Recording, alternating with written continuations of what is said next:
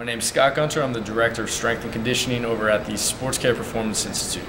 The shoulder is a ball and socket joint where you have the top of this bone right here coming in on top right there. It's held together by a series of muscles and ligaments. You've got the rotator cuff, four main muscles that all contribute to controlling rotation and added stability of the shoulder.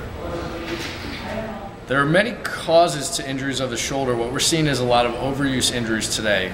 What that means is sometimes athletes are working those joints, the muscles a little bit too hard, not allowing proper recovery time. We're seeing a lot of athletes nowadays that are taking part in multiple leagues at the same time of the same sport. So for example, we see pitchers pitching on 3 different leagues at the same time, keeping pitch counts for say one league and not monitoring their time throughout the entire series of all those sports. So we're seeing as they repeat certain motions over and over again, not letting themselves recover, the tendons and ligaments get a little bit inflamed and we see some overuse injuries. We're also seeing a lot of general population, just regular everyday people trying some exercises that are outside their current skill level.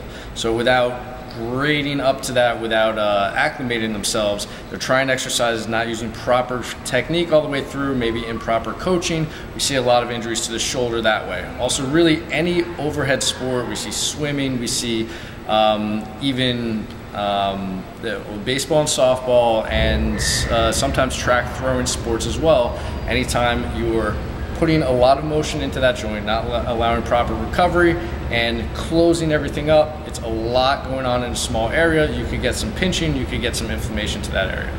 The best way to prevent an overuse injury would really be to allow the body to recover, give yourself appropriate rest.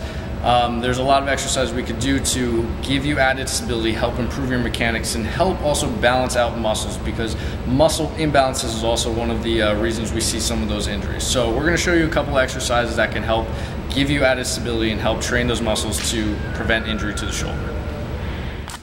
First exercise we're going to have Jose do is rhythmic stabilization using a water bottle. So he's going to hold a half full water bottle up in the air, elbow bent to 90 degrees, and start shaking it vigorously forward and back, rotating internally and externally.